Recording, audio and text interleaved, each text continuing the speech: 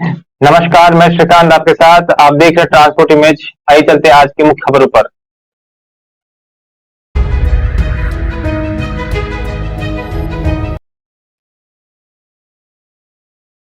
कांग्रेस प्रदेश कार्यकारिणी में चुनाव से पहले नहीं होगी बदलाव।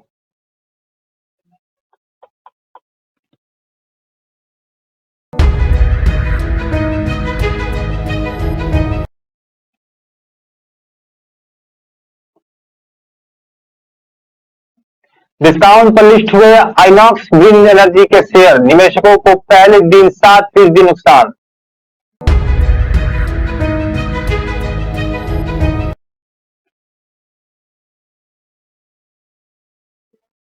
पंजाब में गन कल्चर पर सरकार का बड़ा एक्शन, 9 दिन में 900 हथियारों के लाइसेंस रद्द।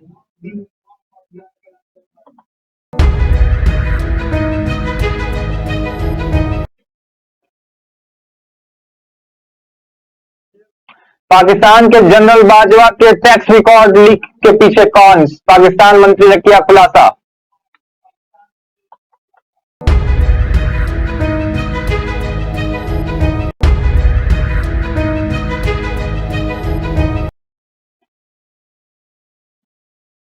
आइए चलते के खबर विस्तार से। मध्य प्रदेश के कटनी जिले में घूसखोरों पर लोकायुक्त की नजर है। 5 दिनों में दूसरी कार्रवाई। लोकायुक्त की टीम ने एक और रिश्वतखोर को रंगे हाथों पकड़ा है। कटनी मुड़वाड़ा नंबर 2 के पटवारी रामनाथ बुनकर को जबलपुर लोकायुक्त की टीम ने ऋण पुस्तिका में नाम दर्जने के एवज में 8,000 की रिश्वत लेते रंगे हाथों पकड़ लिया है। दरअसल शिकायतकर्ता आनंद कुमार गौतम ने लोकायुक्त में रिश्वत मांगने की शिकायत दर्ज कराई, जिसके बाद जबलपुर लोकायुक्त टीम ने कटनी के तहसील परिसर में पटवारी को रिश्वत की राशि लेते रंगे हाथों पकड़ लिया। इससे पहले आरटीओ के एक बाबू को घूस लेते पकड़ा गया था।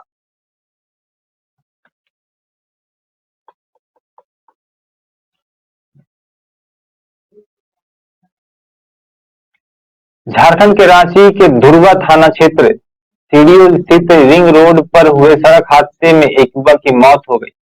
युवक की मौत के बाद स्थानीय ग्रामीणों ने जमकर हंगामा किया और करीब 3.5 घंटे तक सड़क को जाम कर दिया। इसके बाद पुलिस और प्रशासन के समझाने के बाद ग्रामीण सड़क से हटे। ग्रामीणों के सड़क जाम के कारण दोनों तरफ गाड़ियों की लंबी कतार लग गई और लोग जाम में फंसे रहे। इस दौरान पथराव भी किया गया और जानकारी मिली है कि सड़क हादसे में तुपुदाना ओपी क्षेत्र के गरसुल अंबाटोली गांव के निवासी तिजुआ हुआ की मौत हो गई। स्थानीय लोगों ने बताया कि मृतक अपने गांव जाने के लिए रिंग रोड क्रॉस कर रहा था, तभी तेज रफ्तार कार ने उसे अपनी चपेट में ले लिया। मौके पर युवक की ही मौत हो गई।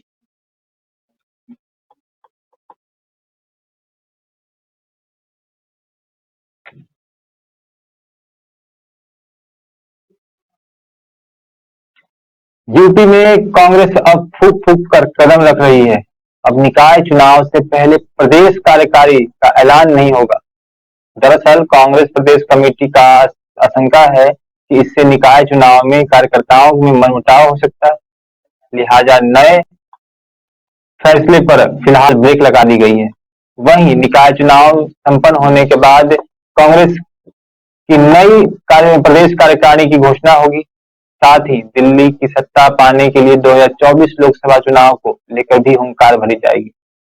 दरअसल यूपी कांग्रेस के प्रदेश अध्यक्ष बृजलाल खाबरी जिला का दौरा कर रहे हैं और संगठन के पदाधिकारियों में जोश भर रहे हैं। साथ ही उनकी 6 प्रांतीय अध्यक्ष भी मैदान में उतर चुकी है। वह क्षेत्रवार भ्रमण कर संगठन को जमीनी स्तर पर धार देने का प्रयास कर रहे हैं। वही निकाय चुनाव के बाद प्रदेश अध्यक्ष बृजलाल खाबरी प्रियंका से मुलाकात के बाद कई कार्यकारिणी की घोषणा करेंगे। बृजलाल खाबरी के मुताबिक अभी पार्टी नगर निकाय चुनाव को लेकर तैयारियां में जुटी है। इसके बाद प्रदेश कार्यकारिणी की घोषणा की जाएगी।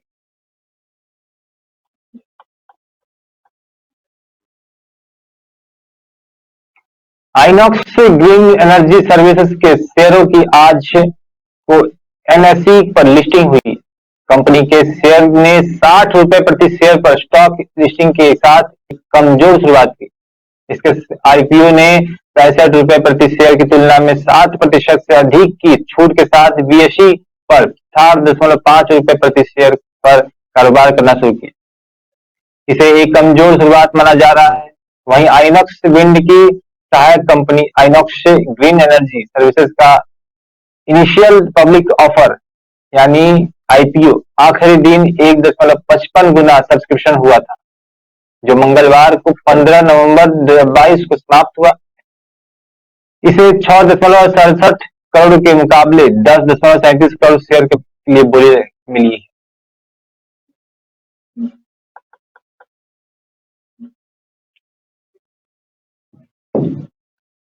कोविड की लहर भले ही समुद्री ज्वार की तरह उतर गई हो, लेकिन अब इस पिछले जीवन इसके पीछे बर्बादी के निशान भी छोड़ चुके हैं।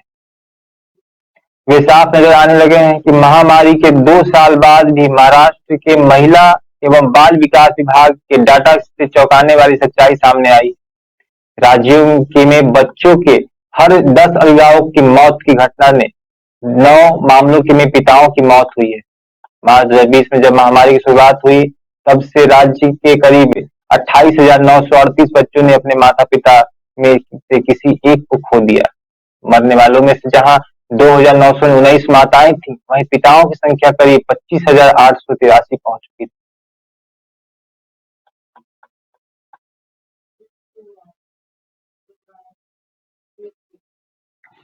पंजाब में गन कल्चर को खत्म करने के लिए सरकार और पुलिस का बड़ा एक्शन सामने आया है। प्रशासन ने हथियारों की समीक्षा करने के बाद 9 दिन में करीब 900 हथियारों के लाइसेंस रद्द कर दिए हैं, जबकि 300 से ज्यादा लोगों के हथियारों के लाइसेंस सस्पेंड कर दिए गए। उन्हें कारण बताओ नोटिस भी जारी किया गया। उनसे पूछा गया कि हथियारों की आवश्यकता क्यों है। हथियारों की जांच के दौरान पाया गया कि अधिकांश हथियार लाइसेंसों के पते फर्जी हैं और कुछ लोगों के पास पुराने नियमों के मुताबिक एक लाइसेंस पर 3 हथियार भी पाए गए, जबकि केंद्र सरकार के संशोधित नियम के अनुसार अब एक व्यक्ति एक लाइसेंस पर ही एक ही हथियार रख सकता है। नियम बदलने के बाद इन लोगों को अपने हथियार सरेंडर करने थे, जबकि इन लोगों ने संबंधित थानों में हथियार ही जमा नहीं किए। जांच के बाद सबसे ज्यादा 391 लाइसेंस जालंधर से में जब्त किए गए।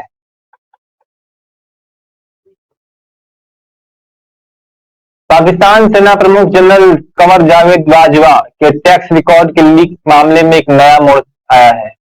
वित्त मंत्री इसाक डार ने कहा है कि इस लीक के पीछे लोगों की पहचान की गई है।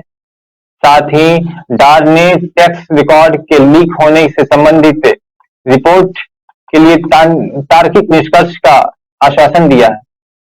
जी, एक रिपोर्ट के अनुसार डार को मंगलवार को अंतरिम रिपोर्ट मिली और उसने दोहराया कि सेना प्रमुख के आयकर रिटर्न को लीक करवाना अवैध है।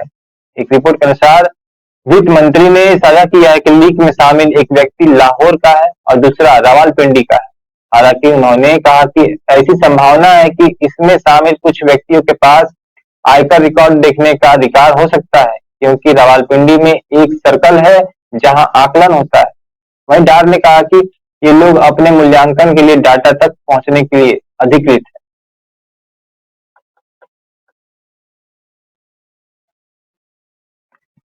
ईरान में 22 वर्षीय महसा अमीनी की मौत के बाद से सरकार के खिलाफ विरोध प्रदर्शन थमने का नाम नहीं ले रहा है। अब हिजाब विरोध प्रदर्शन में विदेशी नागरिकों का भी साथ मिल रहा है। सरकार प्रदर्शनकारियों की आवाज को दबाने के लिए कठोर से कठोर कदम उठा रही है, जिससे कईयों की मौत भी हो गई है। वहीं ईरान का कहना है कि उसने सरकार विरोधी प्रदर्शनकारियों में कथित रूप से भूमिका निभाने के आरोप में 40 विदेशी नागरिकों को गिरफ्तार किया है। ईरान वायर की रिपोर्ट के अनुसार न्यायपालिका के प्रवक्ता मसूद सेतायशी ने 22 नवंबर को एक संवाददाता सम्मेलन में कहा कि अब तक 40 विदेशी नागरिकों को विदेश विरोध प्रदर्शन के शामिल होने के आरोप में गिरफ्तार किया गया। उन्होंने गिरफ्तार किए गए लोगों की राष्ट्रीयता नहीं बताई है। ईरान सितंबर में महसा अमीनी की मौत के बाद राष्ट्रव्यापी प्रदर्शन के लिए विदेशी दुश्मनों से जुड़े ठग को दोषी ठहराया है।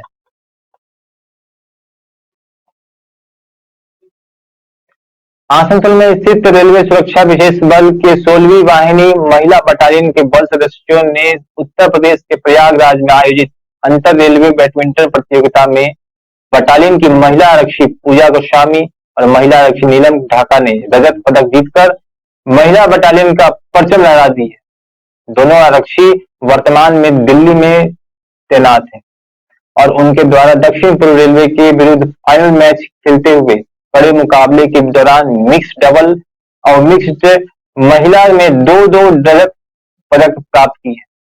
इसके उपरांत 16वीं महिला बटालियन के कमान अधिकारी दीपचंद्र आर्या एवं अन्य अधिकारी द्वारा उन्हें सम्मानित किया गया। साथ ही आरक्षी के अद्भुत खेल को देखते हुए बटालियन में खेल और खिलाड़ियों को प्रोत्साहित भी किया गया ताकि महिला जवानों एवं अधिकारियों में खेल भावना का संचार हो सके। साथ ही स्वास्थ्य के प्रति जागरूकता से शक्तिशाली व्यक्तित्व के साथ रेल और देश सेवा के उच्चतम शिखर को पहुंचा भी जा सके।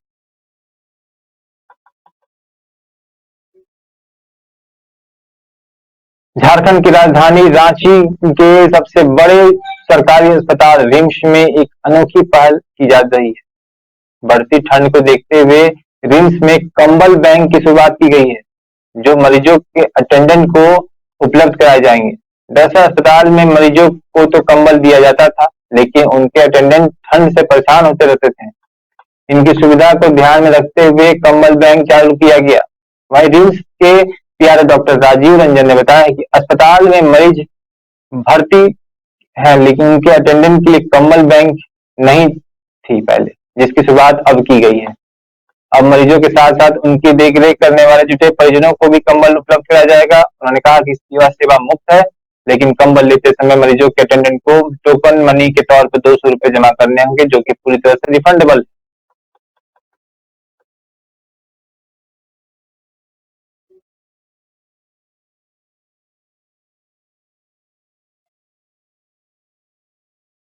बीजेपी नेत्री सोनाली फोगाट मर्डर केस में चार्जशीट दायर कर दी गई है। सीबीआई ने गोवा कोर्ट में सोनाली फोगाट हत्याकांड में 500 पन्ने की चार्जशीट दायर की है। सोनाली के पीए सुधीर सांगवान और सुखविंदर पर सोनाली की हत्या का आरोप लगाया गया। दोनों आरोपी अब फिलहाल जेल में। वहीं सीबीआई ने गिरफ्तार दोनों आरोपियों के खिलाफ चार्जशीट दायर कर दी है। और अब बता दें कि 23 अगस्त को गोवा के कलीज बार में बीजेपी नेत्री सोनाली फोगाट की संदिग्ध परिस्थिति में मौत हो गई थी। सोनाली फोगाट की मौत के बाद गोवा पुलिस ने केस दर्ज की मामला की तफ्तीश शुरू कर दी थी। हरियाणा की टिकटॉक स्टार और बीजेपी नेत्री की मौत के बाद गोवा पुलिस ने सुधीर सांगवान और सुखविंदर को गिरफ्तार कर लिया। दोनों पर सोनाली को जबरन ड्रग्स लेन देकर मारने का आरोप भी लगाया है। वहीं शुरुआती जांच के बाद केस गोवा पुलिस से लेकर सीबीआई को सौंप दिया गया था जिसके बाद सीबीआई मामले की तफ्तीश लगातार कर रही है।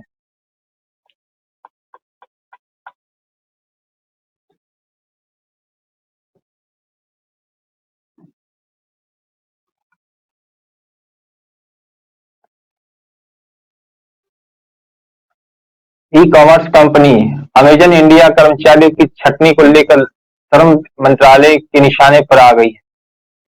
श्रम मंत्रालय के कर्मचारी संगठन की शिकायत पर कंपनी को समन भेजा गया है और अपना पक्ष रखने के लिए बुलाया गया है। इस अमेरिकी ई कॉमर्स कंपनी ने पिछले दिनों 10,000 कर्मचारियों की छटनी की बात कही और इंजीनियर, साइंटिस्ट समेत कई पदों पर तैनात कर्मचारियों को निकालना भी शुरू कर दिया।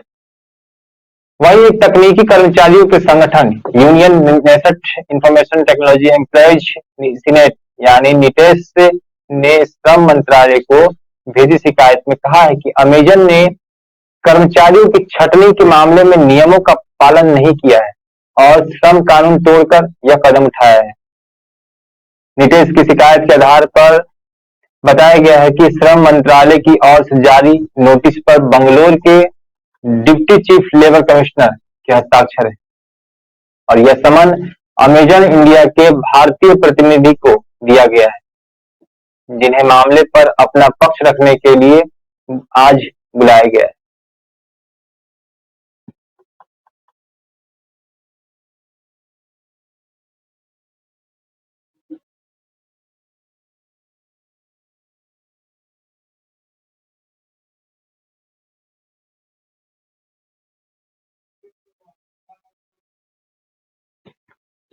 हिमाचल प्रदेश के बहुचर्चित पुलिस कांस्टेबल भर्ती पेपर लीक मामले में सीबीआई जांच की सुगबुगाहट शुरू कर दी गई। सूत्रों के अनुसार ये सुगबुगाहट उस पत्र से शुरू हुई है जिसमें सीबीआई ने हिमाचल पुलिस और सीआईडी से पूरे मामले का रिकॉर्ड और स्टेटस रिपोर्ट मांगी है।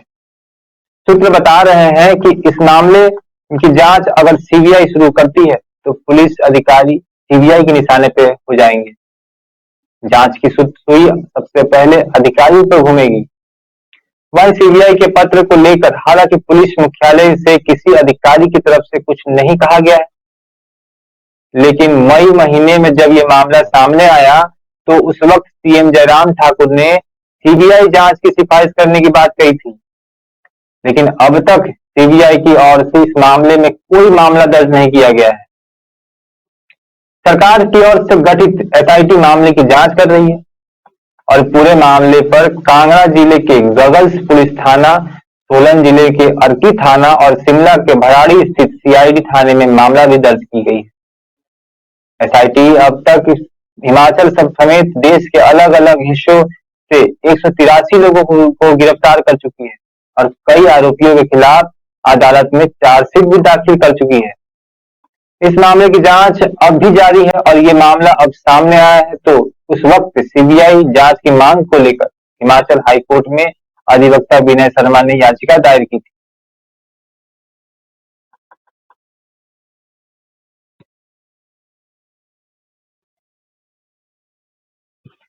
दिल्ली के महरैली में अपनी live in partner Shraddha Walker की हत्या पुगर उसके शव के बोटी बोटी करने का आरोपी आफ्ताब पूनावाला को लेकर एक बड़ा खुलासा हुआ है। श्रद्धा वालकर की हत्या करने के पहले ही उसके सामने आफ्ताब ने अपने नापाक मंसूबे का इजहार कर दिया था। श्रद्धा ने अपने पार्टनर आफ्ताब के खिलाफ 2020 में ही एक लिखित शिकायत दर्ज की थी। पुलिस में दर्ज शिकायत में श्रद्धा ने आरोप लगाया था कि आफ्ताब ने उसे टुकड़ों में काटने की धमकी दी थी और उसे वह काफी पीटता था। श्रद्धा द्वारा आफ्ताब के खिलाफ की गई शिकायत की कॉपी अब पुलिस और मीडिया हाउस के पास भी उपलब्ध हो चुकी है।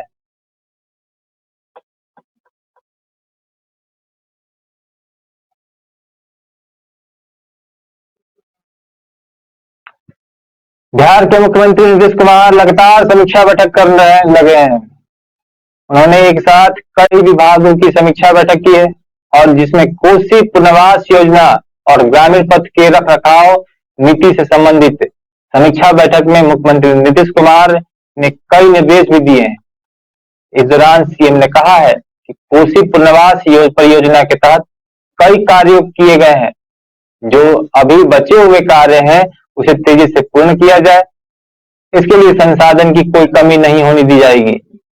कोसी पुनर्वास परियोजना की समीक्षा बैठक में मुख्यमंत्री ने कहा कि वर्ष 2007 और 2008 में कोसी त्रासदी आई थी, जिससे हम लोगों ने अपने संसाधनों में उस क्षेत्र में राहत के लिए बहुत कार्य किए।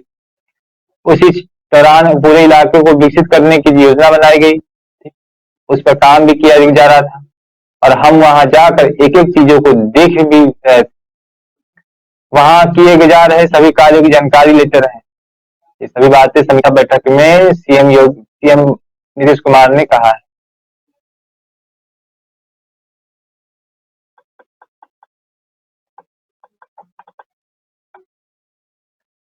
गुजरात के राजकोट जिले में राज समाधियाल गांव में किसी भी राजनीतिक दल को प्रचार करने की अनुमति नहीं है, लेकिन अगर किसी अपना वोट नहीं दिया तो उस पर 51 रुपए का जुर्माना लगाया जाता है।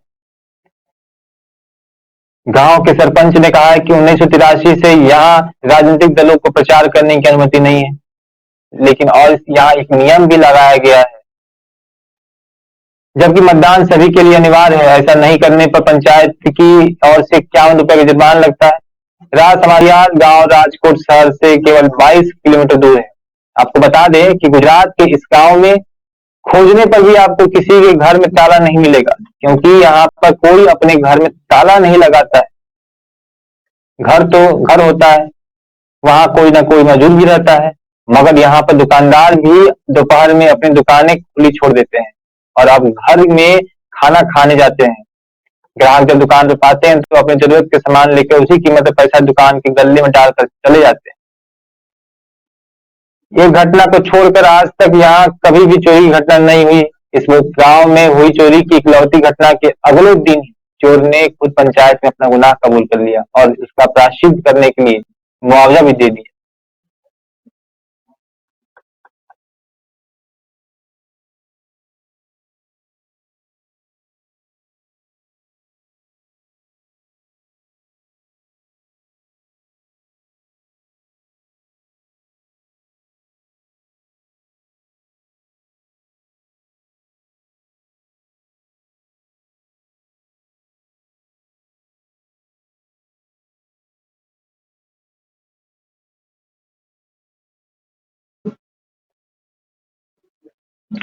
आसनसोल के स्थित रेलवे सुरक्षा विशेष बल के 16वीं महिला बटालियन के बल सदस्यों ने उत्तर प्रदेश के प्रयागराज में आयोजित अंतर रेलवे बैडमिंटन प्रतियोगिता में बटालियन की महिला आरक्षी पूजा गोस्वामी और महिला आरक्षी नीलम ढाका ने रजत पदक जीतकर महिला बटालियन का परचम लहरा दी है।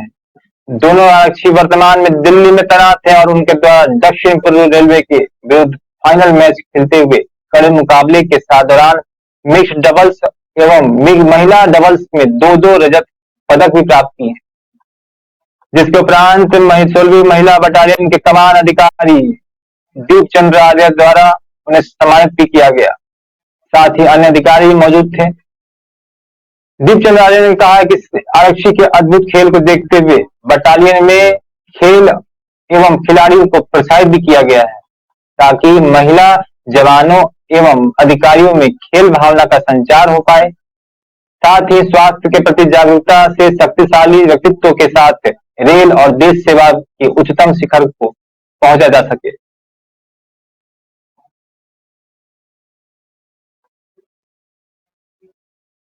आप देख रहे थे हमारे साथ देश विदेश की विभिन्न खबरें।